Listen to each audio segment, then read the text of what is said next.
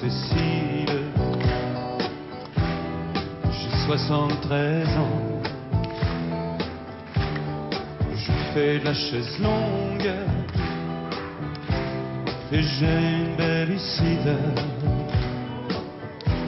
Je traînais moins la jambe quand j'étais chanteur. Madame, Monsieur, bonsoir. Il était chanteur et ses chansons ont marqué plusieurs générations. Michel Delpech s'est éteint hier soir à l'âge de 69 ans. Nous reviendrons dans ce journal sur les grands moments de sa carrière avec les réactions de ceux qui l'ont connu et du public qu'il a tant aimé. Et puis nous irons aussi dans le Loir-et-Cher. Le Loir-et-Cher, l'un de ses tubes les plus célèbres, voir comment on a réagi à sa disparition. Nous avons rencontré là-bas la fameuse Laurette. Dans l'actualité aussi de ce 19-20, la première avalanche mortelle de l'hiver, elle a emporté 2 alpinistes en Haute-Savoie. Nous rejoindrons Marion Feutry à Chamonix. À l'étranger, forte tension au Moyen-Orient après l'exécution en Arabie Saoudite d'un chef religieux chiite. Elle a provoqué une vague de violence dans plusieurs pays, en Iran en particulier. Et puis en ce jour d'épiphanie, la galette des rois dans tous ses états, vous le verrez, les pâtissiers ont rivalisé d'imagination pour attirer les clients. C'est une part de nos années 70 qui s'en est allée avec la mort de Michel Delpech. L'artiste s'est éteint hier soir à l'hôpital de Puteaux des suites d'un cancer de la gorge. Il luttait depuis plusieurs années contre la maladie. Michel Delpech était un chanteur populaire parce qu'il avait su capter l'air du temps, des chansons qui, comme l'a dit aujourd'hui le chef de l'État, nous touchaient parce qu'elles parlaient de nous. Aurélia Chopin et Xavier Roman. C'était l'époque des 45 tours, des pet dev, des hippies, les années 70 que Michel Delpech a si bien chanté. La jeunesse post-68arde, le temps des premières amours et des premières déceptions aussi, avec les divorcés par exemple. Ce qu'il veut me faire dire de toi, il ne te trouve pas d'excuses. C'était des chansons assez profondes et réelles. C'était la vie, quoi. C'était bien chez Laurette. C'était bien, c'était chouette. Ta-da-da-da-da-da, ta-da-da-da-da, chez Laurette. Populaire aussi, ces mélodies qu'on fredonnait en famille ou entre amis. Pour un flirt, avec toi, je serai prête à tout. Pour un simple rendez-vous, pour un flirt. On passait toutes nos nuits à danser et pour un flirt, c'était vraiment notre chanson. Écouter un petit peu Michel Delpech, ça remet un peu de baume au cœur, ça faisait du bien, voilà. Un chanteur aimé pour ce qu'il était aussi dans la vie. La liberté et l'amour et l'enfer et le fleuve. Il était très vrai, très près des gens. Simplicité, bonne humeur, proche de tout le monde. Voilà. C'était quelqu'un de perfectionniste et puis quelqu'un de sympa, quelqu'un qui était simple. Populaire aussi parmi les siens. Des artistes sur scène, toutes générations confondues, qui n'ont cessé de rendre hommage à ces chansons inoubliables. Chez Laurette.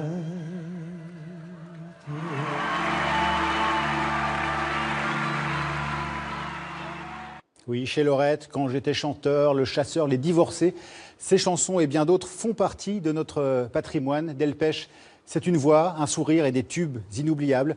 Il a connu la gloire, puis l'oubli, avant un retour en grâce, une carrière que nous retrace maintenant Claudine Gilbert.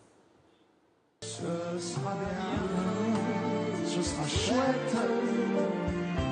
Il y a à peine plus d'1 an, cet hommage unanime de la jeune génération offrait une forme de renaissance à Michel Delpech, ému, déjà privé de voix par la maladie.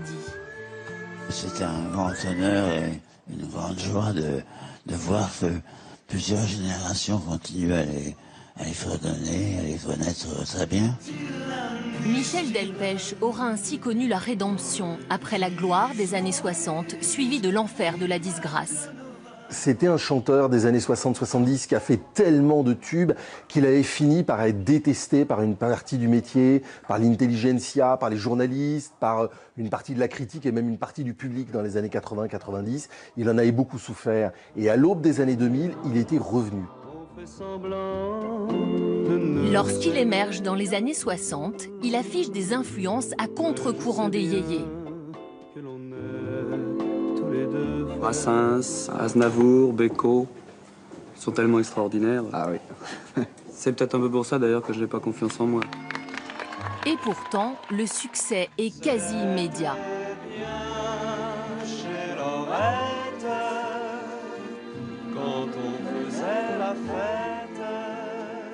Ce qui est beau, c'est que ce sont des chansons qui ont touché des parents, des grands-parents, des enfants. Et on est en 2015-2016 aujourd'hui et ça touche les enfants, les parents, les grands-parents, les mêmes chansons. Et ça, c'est énorme parce que pour moi, Michel Delpech, je l'ai chanté, je l'ai écouté gamin, tout gamin. Franc sourire, roux flaquette et voix de velours, les tubes s'enchaînent dans les années 70. Pour un flirt avec toi, mais après le flirt, le chanteur veut aller plus loin. Avec toi.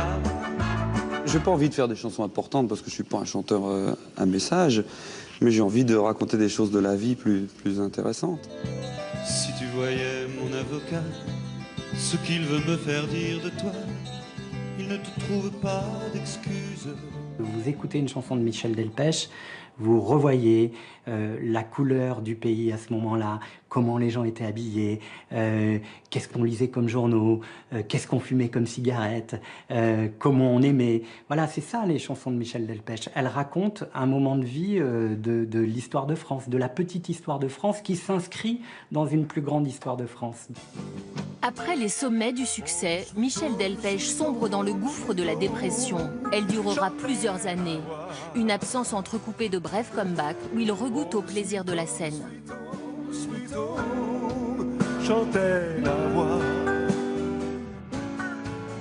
J'aime alterner les moments de calme, un peu contemplatif comme ça, ou seul avec un bouquin, un journal. J'adore, j'en ai besoin à plusieurs moments dans la journée, mais j'ai besoin aussi de me replonger dans la foule. J'ai toujours été écartelé entre l'idée de la solitude et l'idée d'être pleinement avec les autres. Fin 2014, sa toute dernière chanson évoquait sans détour la mort. Voici la fin de mon chemin sur terre. Une façon de tirer sa révérence tout en élégance. Là où brille la lumière. Parmi ses chansons les plus connues, il y a bien sûr Le Loir-et-Cher et son fameux refrain entraînant. On dirait que ça le gêne de marcher dans la boue. Une de nos équipes s'est rendue dans ce département qu'il a contribué à rendre célèbre pour voir comment les habitants réagissaient à la disparition de Michel Delpech. Un reportage de Carole Coelho et Frédéric Ayorga. Il était 5 heures du matin, on avançait dans les marais. Le Loir-et-Cher de Michel Delpech. Ces forêts, ces marécages ont inspiré au chanteur un profond sentiment de mélancolie. Il aimait marcher sur ces chemins, à travers bois, dans cette région austère qui respire la tranquillité. Enfant, il passait ses vacances en Sologne, chez ses grands-parents. Ce sont ces moments privilégiés qui ont inspiré son fameux tube. On dirait que ça te gêne de marcher dans la boue, on dirait que ça te gêne de dîner avec nous. C'est sûr qu'à côté de la région parisienne, c'était une autre vie. Là, il pouvait s'exprimer, parcourir les bois pour aller à la chasse, aller à la pêche. Pascal est un ami d'enfance de Michel. La chanson, Le Loir-et-Cher, décrit parfaitement la vie ici. Ce qui me reste pour lui, c'est surtout le Loir-et-Cher. Le Loir-et-Cher, pour moi, c'est une chose qui reste parce que dans sa chanson, ça conclut tout. Pour nous, ça a été quelque chose de formidable parce que ça a fait la promotion du Loir-et-Cher obligatoirement, hein, de la nature ici, des étangs, des oiseaux et tout ce que raconte la chanson. Michel Delpech avec sa cousine Dominique, enfance heureuse, fête de moments partagés. À l'âge de 3 ans, il imitait Luis Mariano, c'était son truc. Il aimait monter des comédies musicales, alors donc j'ai été sa première admiratrice et aussi son assistante, si on peut dire, quoi.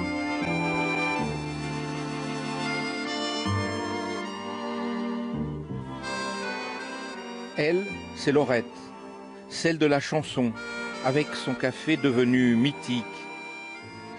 Dans son album photo, on la voit, elle a 17 ans, Elle est avec Michel alors qu'il fait ses premiers pas. Ça a été un cadeau pour moi.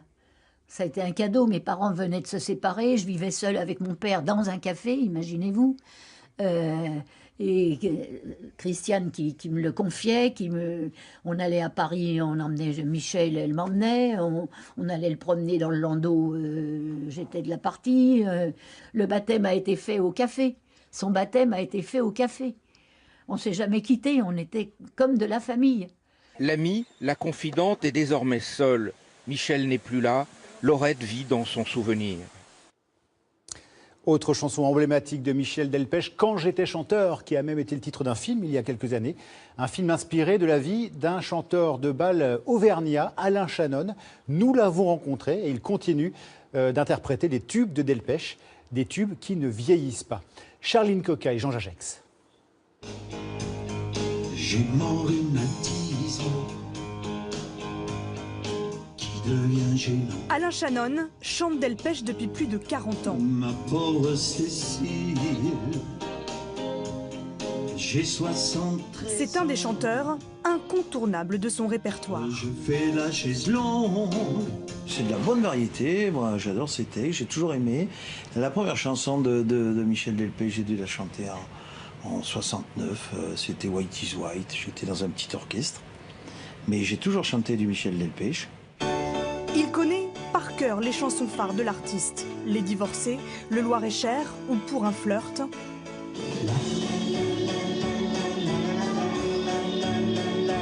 Lors de ses concerts, il sait que ce sont des titres qui touchent les amoureux de la musique française. Je ferai n'importe quoi pour un flirt avec toi. Et vous attaquez pour un flirt, ils vont tous taper dans les mains, chanter. Vous faites Quand j'étais chanteur, tout le monde chante avec vous, quoi. Si Alain aime le chanteur Michel Delpech, il avait rencontré l'acteur Delpech en 2012, lors du tournage du film L'air de rien. Et t'avais dit que t'appellerais si tu passais dans le coin. Oui, mais c'est pas toujours facile, hein. Un long métrage réalisé en partie dans le Puy-de-Dôme. Je l'ai vu quand il est venu tourner son film à Clermont, là. J'étais resté une matinée avec lui à Clermont, à Corin, là-bas où il tournait des scènes du film. Quel souvenir vous en avez? Très sympathique. Artiste complet, Michel Delpech a marqué toute une génération. Ses tubes résonneront encore longtemps ici en Auvergne et dans le cœur de tous les Français. Si tu voyais mon avocat, ce qu'il veut me faire dire de toi, il ne te trouve pas d'excuses. Et si vous voulez en savoir plus sur la carrière de Michel Delpech et revoir des extraits, rendez-vous sur l'application France TV Info que vous pouvez télécharger sur votre téléphone ou votre tablette. Et nous lui rendrons encore hommage à la fin de ce journal. Dans le reste de l'actualité, la première avalanche mortelle de l'année dans les Alpes. 2 alpinistes lituaniens, un homme et une femme, sont morts au-dessus d'Argentière, en Haute-Savoie. Marion Feutry, bonsoir. Vous êtes à Chamonix. Que sait-on des circonstances de cet accident ?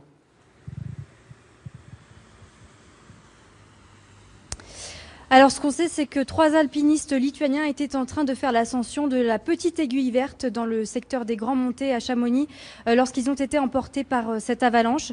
Les 3 alpinistes étaient encordés. 2 d'entre eux, vous l'avez dit, ont perdu la vie, un homme et une femme. Le 3e est indemne. C'est lui qui a prévenu les secours, ce qui a déclenché un important dispositif de recherche. Quant aux raisons de cet accident, eh bien, une enquête est en cours pour déterminer précisément pourquoi l'avalanche s'est déclenchée. Ce que je peux vous dire, c'est qu'il est tombé jusqu'à 30 cm de neige hier sur les hauteurs et il y avait beaucoup de vent lorsque la neige s'est déposée, ce qui a fragilisé le manteau neigeux. Le risque d'avalanche est placé à 4 sur 5 pour la journée de demain, donc la prudence est de mise dans le massif du Mont-Blanc. Merci beaucoup Marion Feutry. 2 jours après l'agression de militaires par un automobiliste devant la mosquée de Valence, l'homme a été entendu cet après-midi à l'hôpital par un juge d'instruction et mis en examen pour tentative d'homicide. Selon le procureur, ce Français d'origine tunisienne âgé de 29 ans voulait tuer des militaires et détenait sur son ordinateur des images de propagande djihadiste. Mais rien ne prouve qu'il soit lié à des organisations terroristes. À l'étranger, l'exécution hier d'un chef religieux chiite en Arabie Saoudite provoque de fortes tensions au Moyen-Orient. L'Iran, puissance chiite, a menacé de se venger. L'ambassade d'Arabie Saoudite à Téhéran a été en partie détruite par des manifestants. Des mouvements de colère et de violence aussi en Irak, au Liban, au Yémen et à Bahreïn. Le point avec Hugues Huette. Machallah, Dieu le veut, scande la foule en colère. Puis les manifestants lancent des cocktails Molotov contre l'ambassade d'Arabie Saoudite. Par endroits, le feu se déclare. La police iranienne semble passive. Alors, les hommes s'enhardissent, pénètrent dans l'enceinte diplomatique et donnent libre cours à leur vindicte. L'ambassade est mise à sac. 40 manifestants seront finalement arrêtés. L'objet de ce regain de tension, l'exécution hier en Arabie Saoudite de ce dignitaire religieux chiite, Nimer al-Nimer, opposant farouche de la monarchie. Un crime, a dénoncé l'ayatollah Khamenei. Sans aucun doute, le sang de ce martyr versé innocemment portera ses fruits. La main de Dieu va s'abattre sur l'Arabie Saoudite. L'exécution du religieux chiite a de nouveau suscité l'indignation cet après-midi dans les rues de Téhéran. Un rassemblement pacifique. Même colère dans d'autres pays où vivent des chiites. À Bahreïn, un petit État voisin de l'Arabie Saoudite, des heurts ont opposé policiers et manifestants. Le fait d'abattre, d'exécuter un dignitaire chiite, ça ne peut que provoquer un ressentiment extrêmement fort dans le monde chiite de manière générale. Autrement dit en Syrie, en Irak où les chiites sont majoritaires, en Iran bien évidemment où les chiites sont très majoritaires. C'est très concrètement un acte de guerre à la fois politique et religieux perpétré aujourd'hui par l'Arabie Saoudite. La guerre, de plus en plus ouverte entre les deux puissances rivales, inquiète les chancelleries occidentales. Paris appelle à une désescalade. On en vient à l'agenda de la semaine qui vient avec, dès demain, le premier Conseil des ministres de l'année. Un conseil avancé au lundi, donc, au lieu de mercredi, habituellement. Vendredi, ce sera le 20e anniversaire de la mort de François Mitterrand, disparu le 8 janvier 1996. François Hollande viendra s'incliner sur sa tombe à Jarnac. Autre commémoration dimanche prochain, 1 an après les attentats de janvier, un moment de recueillement populaire, place de la République à Paris. 1000 proches des victimes ont été invités. Johnny Hallyday interprétera sa chanson un dimanche de janvier. Et demain, lundi, vous allez être nombreux à reprendre le travail, parfois en traînant les pieds. Ces dernières années, on a beaucoup parlé de ces phénomènes de souffrance au travail, de burn-out aussi. Des entreprises ont pris ces problèmes très au sérieux et font tout pour améliorer le bien-être de leurs salariés. Reportage chez un fabricant de produits bio, Johanna Jaco-Albrecht et Antoine Laroche. Midi, dans l'entrepôt à l'arrêt, on n'entend plus qu'une drôle de musique. Un cours de yoga pour les volontaires. Ces salariés ne payent que 3 € la séance. Le reste est financé par l'entreprise. Ma conscience, mon souffle, mon corps, mon esprit. On ressent une détente profonde et un bien-être. Et on est beaucoup plus... je me réveille là un petit peu. Mais ouais, on est beaucoup plus efficace finalement après. Salle de sieste pour les pauses, crèche, fruits à volonté. Chez ce fabricant de produits bio, tout est bon pour améliorer l'environnement de travail. Une fois tous les 2 mois, l'entreprise offre le déjeuner, bio évidemment, livré par un traiteur et servi par les collègues. Bon appétit, merci. C'est vrai que c'est sympa, c'est un moment de change et de partage. Et c'est vrai qu'on a à cette occasion la possibilité de rencontrer les autres services. Et sur les chaînes de production, c'est la chasse aux gestes pénibles. Depuis 6 mois, les ouvriers n'emballent plus les paquets de tisane. Ils surveillent cette machine qui s'en charge. On a constaté assez rapidement beaucoup moins de troubles musculo-squelettiques, genre de tendinite, liés à la répétitivité du mouvement. Des petits efforts qui rapportent gros à l'entreprise. Ici, le taux d'absentéisme est 2 fois inférieur à la moyenne nationale et les candidats à l'embauche se bousculent. À partir du moment où on est capable de démontrer que c'est une réalité dans l'entreprise, ça devient des choses qui sont assez porteuses de sens auprès de candidats. Et on reçoit beaucoup de candidatures de personnes attirées par ces valeurs. Et l'entreprise en a bien besoin. Pour soutenir sa croissance à 2 chiffres, elle prévoit déjà d'engager une 50aine de salariés. Lequel d'entre vous a eu la fève aujourd'hui? En ce premier dimanche de janvier, on a fêté l'épiphanie. Des galettes des rois, il en existe de toutes sortes, à la frangipane, mais pas seulement, le choix est vaste. Et pour en vendre, vous allez le voir, certains sont prêts à tout. Laurence Ragon, avec nos équipes en région.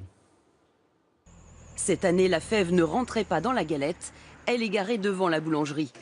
Ici, il y a une voiture à gagner grâce à une fève très reconnaissable qui a été glissée dans une des nombreuses galettes des rois. On a fait pour cette opération-là une clé spéciale alimentaire avec dessus marqué « Gagné ». Les galettes ici sont excellentes, on profite déjà de la galette et à la rigueur peut-être avec un peu de chance du merveilleux cadeau qu'ils proposent cette année.